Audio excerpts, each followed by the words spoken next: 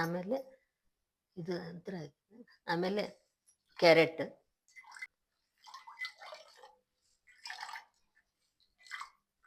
ಸ್ವಲ್ಪ ಸಕ್ಕರೆ ಅಥವಾ ಉಪ್ಪು ಉದುರ್ಸ್ಕೊಂಡು ನಿಂಬೆಹಣ್ಣಿನ ರಸ ಹಾಕೊಂಡ್ ಕಿಸಿನ್ ತಿನ್ಬಹುದು. ಜ್ಯೂಸ್ ಕುಡ್ದ ತೆಳ್ಗತ್ತಾನ, ಕೇಳ್ರೆ ಜ್ಯೂಸ್ ಕುಡ್ದ ತೆಳ್ಗತ್ತಾನ. ಈಗ ಹೆಲ್ದಿ ಆಗಿರುವಂತ ಜ್ಯೂಸ್ ರೆಡಿ ಆಗಿದೆ. ಹಾಯ್, ಎಲ್ಲರಿಗೂ ನಮಸ್ಕಾರ. Welcome back to my YouTube channel. ಇವತ್ತು ಒಂದು ಹೆಲ್ದಿ ಆಗಿರುವಂತ ಒಂದು ಜ್ಯೂಸ್ ಮಾಡ್ತಾ ಇದೀವಿ. ಅಜ್ಜಿ ಮಾಡ್ಕೊಡ್ತಾ ಇದಾರೆ. ಬಿಜಾಪುರ್ ಸೈಡ್ ಇಂದ ಹೆಲ್ದಿ ಆಗಿರುವಂತ ಜ್ಯೂಸ್ ಎಲ್ಲಾರು ಮಾಡ್ಕೊಂಡ್ ಕುಡಿಬಹುದು. ಇದನ್ನ ಅಜ್ಜಿ ಇವತ್ತು ತೋರಿಸ್ತಾರೆ. ಬನ್ನಿ ಯಾವ ತರ ಇರುತ್ತೆ ಅಂತ ನೋಡೋಣ. ಎಲ್ಲರಿಗೂ ನಮಸ್ಕಾರ. ಮೊದಲು ಇದು ನಮ್ಮ ಕಡೆ ನಾವು ಜೀವರಸ ಅಂತೀವಿ, ಈ ಕಡೆ ಎಲ್ಲ ಜ್ಯೂಸು ಕೂಲ್ ಡ್ರಿಂಕ್ಸ್ ಅದು ಇದು ಅಂತಾರೆ. ಇದಕ್ಕೆ ಬೀಟ್ರೂಟು, ಗಜ್ಜರಿ, ಟೊಮೆಟೊ, ಸೌತೆಕಾಯಿ, ಸಕ್ಕರೆ, ಏಲಕ್ಕಿ ಪುಡಿ, ನಿಂಬೆಹಣ್ಣು, ಒಂದು ಸ್ವಲ್ಪ ಉಪ್ಪು, ಒಂದು ಗ್ಲಾಸ್ ನೀರು, ಇಷ್ಟೆಲ್ಲ ತೆಗೆದುಕೊಂಡು ಇದನ್ನ ಏನೈತಲ್ಲ ಮೊದಲು ನಾವು ಹೆಚ್ಚಿಟ್ಕೊಂಡಿರ್ತೀವಲ್ಲ ಒಂದೊಂದಾಗಿ ಈ ಬಿಳಿ ಅರ್ಬಿ ಒಳಗೆ ಹಾಕಿ ಇದನ್ನ ರಸ ತಕ್ಕೋಬೇಕು.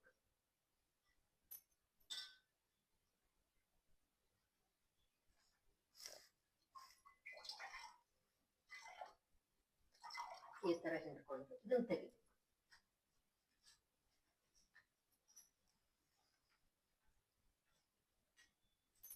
ಕ್ಯಾರೆಟ್ ಸುಮ್ಮನೆ ಇಷ್ಟೇ,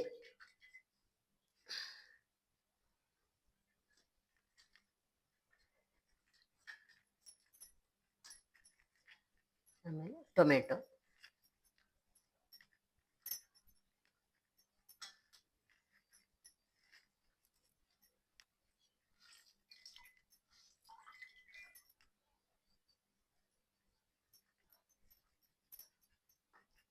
ಲಾಸ್ಟಿಗೆ ಬೀಟ್ರೂಟ್.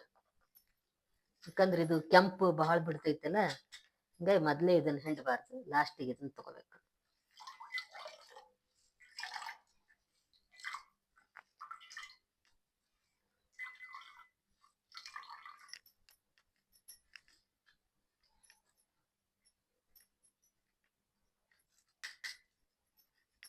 ಇದಕ್ಕೆ ಮೊದಲು ಸಕ್ಕರೆ ಹಾಕೊಳ್ಳೋಣ.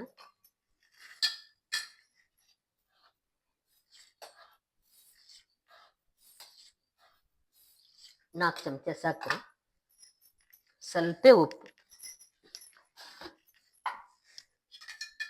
ರುಚಿಗೆ ತಕ್ಕಷ್ಟು ಉಪ್ಪು, ಸ್ವಲ್ಪ ಉಪ್ಪು. ಇದನ್ನ ಹಿಂಗೆ ಕರಗಿಸ್ಬೇಕು. ಇದಕ್ಕೆ ಬೇಕಾದ್ರೆ ನಾವು ಎಳ್ನೀರು ಇರ್ತಾವಲ್ಲ ಅದನ್ನು ಸೇರಿಸ್ಕೋಬಹುದು.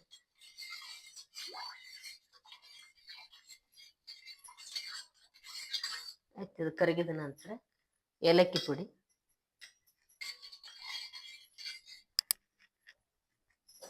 ನಿಂಬೆಹಣ್ಣಿನ ರಸ,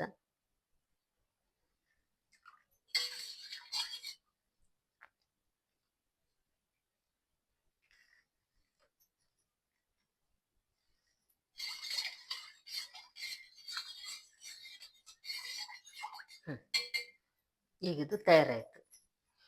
ಇದು ಉಳಿದಂಥದ್ದು ಇದೇನು ಇರ್ತೈತಲ್ಲ ಇದನ್ನೇನು ಎಷ್ಟು ಮಾಡುವಂಗಿಲ್ಲ.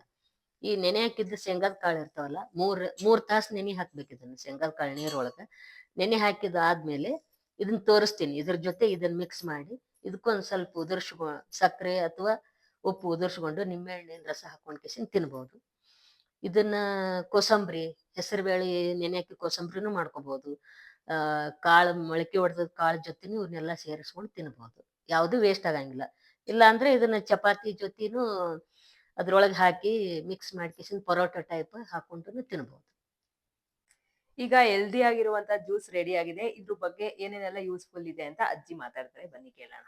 ಈ ಜ್ಯೂಸು ಏನಿಲ್ಲ, ಮನ್ಯಾಗ ಏನ್ ತರಕಾರಿ ತಂದಿರ್ತೀವಲ್ಲ ಅದ್ರದ್ದನ್ನೇ ಬಳಸ್ಕೊಂಡೇನೆ ನಾವು ಮಾಡ್ಕೊಳ್ಳೋದು. ಇದ್ರ ಸಲುವಾಗ ಅಂತೇಳಿ ಅಂದು ಬ್ಯಾರೆ ಮತ್ ಬಜಾರ್ಕ್ ಹೋಗಿ ಏನ್ ತರುವಂತ ಅವಶ್ಯಕತೆ ಇರಂಗಿಲ್ಲ. ಮನ್ಯಾಗಿನ ಸೌತೆಕಾಯಿ, ಬೀಟ್ರೂಟು, ಗಜ್ರಿ, ಟೊಮೆಟೊ ನಾವು ದಿನನಿತ್ಯ ಏನು ಪಲ್ಯಕ್ಕದು ಬಳಸ್ಕೊಂತೀವಲ್ಲ ಅದೇ ವಸ್ತುನೇ ಸ್ವಲ್ಪ ಪ್ರಮಾಣದೊಳಗೆ ನಾವು ಹಿಡ್ಕೊಂಡು ಇದನ್ನ ಜ್ಯೂಸ್ ನಾವು ತಯಾರು ಮಾಡ್ಕೊಂಡು ಏನ್ ಇದಕ್ಕೆ ನಿಂಬೆಹಣ್ಣು, ಸಕ್ಕರೆ, ಸ್ವಲ್ಪ ಏಲಕ್ಕಿ ಪುಡಿ ಹಾಕೊಂಡು ಬೆರೆಸ್ಕೊಂಡು ಕುಡಿದಿವಿ ಅಂದ್ರೆ ರಕ್ತಹೀನತೆ ಅಂದ್ರೆ ರಕ್ತ ಕಡಿಮೆ ಇದ್ದವ್ರು ಇದನ್ನ ಮಾಡ್ಕೊಂಡು ಕುಡಿಬಹುದು. ರಕ್ತ ಹೆಚ್ಚಾಗ್ತೈತಿ ಮತ್ತು ಹೆಲ್ದಿ ಐತಿ, ಮತ್ತು ದೇಹ ತಂಪಾಗತ್ತ, ಉಷ್ಣಾಂಶ ಕಡಿಮೆ ಆಕೈತಿ ನಮ್ಮ ದೇಹದೊಳಗ. ಮತ್ತು ಉರಿ ಊತ ಅಂತ ಹೇಳಿ ಅಂದ್ ಬರ್ತೈತಿ.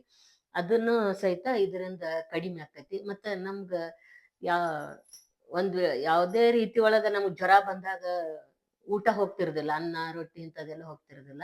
ಆ ಹೊತ್ತಿನೊಳಗ ನಾವ್ ಇದನ್ನ ಕುಡಿದ್ರೆ ಜೀವ ಹೋಗೋ ಟೈಮ್ದೊಳಗ ಇದು ನಮ್ಮ ಜೀವನ ಕೊಡ್ತೈತಿ. ಇದಕ್ಕೆ ನಾವೇನಂತೀವಿ ಜೀವರಸ ಅಂತೀವಿ.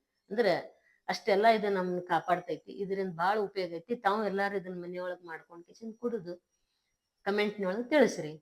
ಜ್ಯೂಸ್ ಕುಡ್ದ ತೆಳ್ಳಗಾಗ್ತಾನ, ಕೇಳ್ರೆ ಜ್ಯೂಸ್ ಕುಡ್ದ ತೆಳ್ಳಗಾಗ್ತಾನ, ರೊಟ್ಟಿ ತಿಂದವ್ ಗಟ್ಟ್ಯಾಕಾನ, ರೊಟ್ಟಿ ತಿಂದವ್ ಗಟ್ಟ್ಯಾಕಾನ.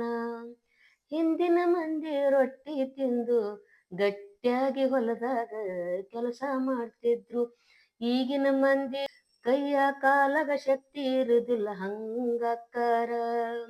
ಅನ್ನ ತಿಂದು ದಪ್ಪಗಾಗ್ತಾರ, ಆದ್ರ ಗಾಳಿ ಹವಾದ ಮ್ಯಾಲೆ ನಿಂತಾರ.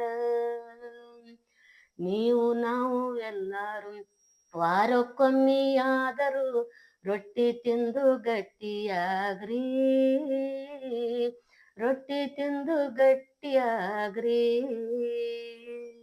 ಈ ಹೆಲ್ದಿ ಆಗಿರೋ ಜ್ಯೂಸ್ ರೆಸಿಪಿ ನಿಮ್ಗೆ ಏನಾದ್ರು ಇಷ್ಟ ಆಗಿದ್ರೆ ಲೈಕ್ ಮಾಡಿ, ಶೇರ್ ಮಾಡಿ, ಮತ್ತೆ ಕಮೆಂಟ್ ಮಾಡಿ. ಮುಂದೆ ಇನ್ನು ಒಳ್ಳೊಳ್ಳೆ ರೆಸಿಪಿ ಜೊತೆ ಬರ್ತಾ ಇರ್ತೀನಿ. ಥ್ಯಾಂಕ್ ಯು, ಬಾಯ್ ಬಾಯ್. ಮತ್ತೆ ಭೇಟಿಯಾಗೋಣ. ನಮಸ್ಕಾರ.